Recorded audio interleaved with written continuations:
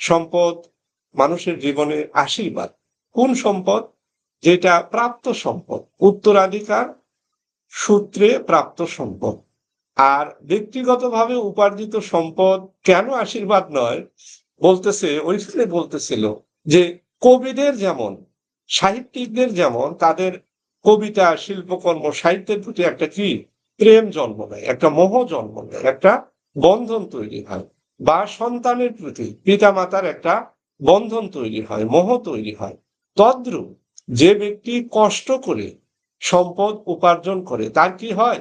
ওই সম্পদের প্রতি একটা মোহ জন্ম নেয়, তীব্র ভালোবাসা জন্ম নেয়, এবং সে ওই সম্পদের বন্ধনে আটকা পড়ে।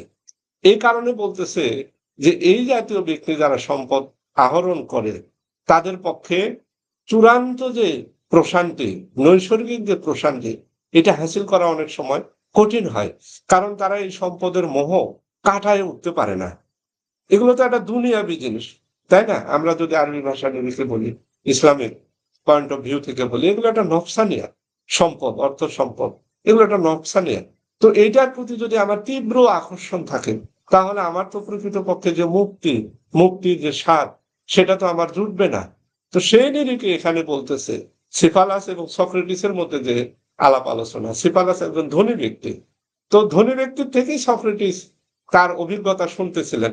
তো উনি বলতেছিলেন যে সম্পদ যেটা উত্তরাধিকার সূত্রে প্রাপ্ত হয়, সেই সম্পদের প্রতি মানুষের মোহ কম হয়, এবং তাদের পক্ষে কি হয়, ওই যে নৈসর্গিক যে প্রশান্তি, সেটা হাসিল করা সহজ হয়।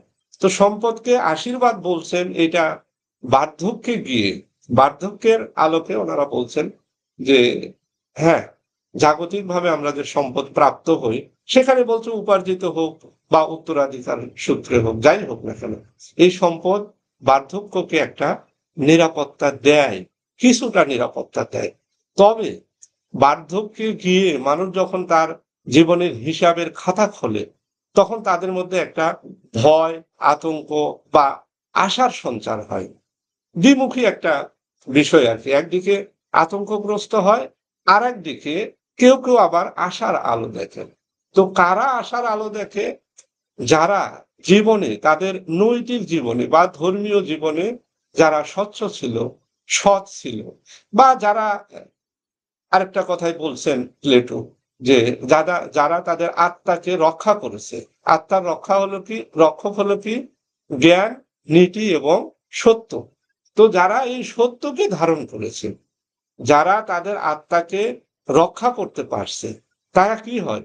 বার্ধক্যে গিয়ে তাদের সম্পদ থাক বা না থাক, এটা সম্পদ আলা ব্যক্তিও হতে পারে বা সম্পদহীন ব্যক্তিও হতে পারে, যারা এই যে নৈতিক জীবন যাপন করেছে, ন্যায়পরায়ণ জীবন যাপন করেছে এবং মানুষের তেমন কোনো ক্ষতি করেনি, তারা কি করে? একটা আশার আলো দেখে, সেই আশার আলোতে তারা আশ্রয় খোঁজে। কিরকম? যে তারা পরকালের জীবন হোক বা বার্ধক্যে হোক, মৃত্যুর আগে তারা মনে করে যে তাদের জীবন হয়তো বা লাঞ্ছিত, অপমানিত, এটা হবে না। কেন হবে না? কারণ তারা তো তেমন, পূর্বের জীবনে তারা তো তেমন অসৎ ছিল না, তারা তো সৎ পথেই ছিল। আর পরকালীন জীবন যদি থেকে থাকে, তো তাহলে তারা হয়তো বা সেখানে ক্ষমা লাভ করতে পারে। অপরপক্ষে যাদের সম্পদ আছে বা নাই, সম্পদ থাকা সত্ত্বেও তারা নিরাপত্তা বোধ পাবে না, তাদের মধ্যে একটা আতঙ্ক বোধ তৈরি হয় যে আমি তো এই অন্যায় করেছি, এই অন্যায় করেছি, তো আমার এই বার্ধক্য হয়তো লাঞ্ছনার হতে পারে, অথবা মৃত্যুর পর হয়তো বা আমি নরক যন্ত্রণা পাইতে পারি। এক্ষেত্রে সিফালাস বা সক্রেটিসের যে ডিসকাস, আলাপ আলোচনা, সেখানে বলা হয়েছে এখানে সম্পদ কিন্তু আর কোনোভাবে কার্যকর না।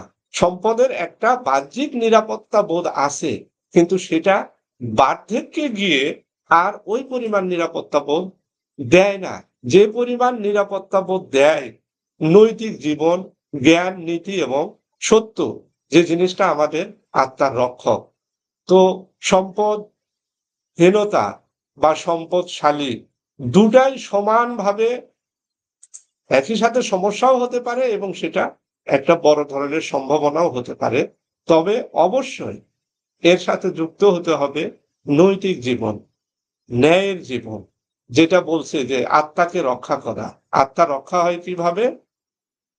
ন্যায়, জ্ঞান এবং সত্যের দ্বারা। তো আমরা যদি জ্ঞান, নীতি এবং সত্যকে ধারণ করতে পারি, তাহলে বার্ধক্যে গিয়ে এই যে আমাদের জীবনের হিসাবের খাতা যখন খোলে, পবিত্র কোরআন মজিদে যেটা বলা আছে, ইকরা কিতাবাকা কাফা বিনাফসিকা ইয়াওমা হাসিবা, পাঠ করো তোমার কিতাব, হিসাব গ্রহণের জন্য তুমিই যথেষ্ট। অর্থাৎ আমরা যখন নিজেদের আমলনামা, নিজেদের কৃতকর্ম, এটা হয়তো যৌবনকালে মাথায় অতটা আসে না, বার্ধক্যে গিয়ে ঠিকই কিন্তু এটা মাথায় আসে। তখন যখন আমরা আমাদের নিজেদের কৃতকর্ম পাঠ করা শুরু করি, পবিত্র কোরআন মজিদে বলতেছে যে তুমি এখন যথেষ্ট তোমার হিসাব গ্রহণের জন্য। তো তখন মূলত এক শ্রেণীর মানুষ আতঙ্কগ্রস্ত হয়, আর আরেক শ্রেণীর মানুষ কিছুটা আশার আলো দেখে তাদের নৈতিক জীবনযাপনের জন্য।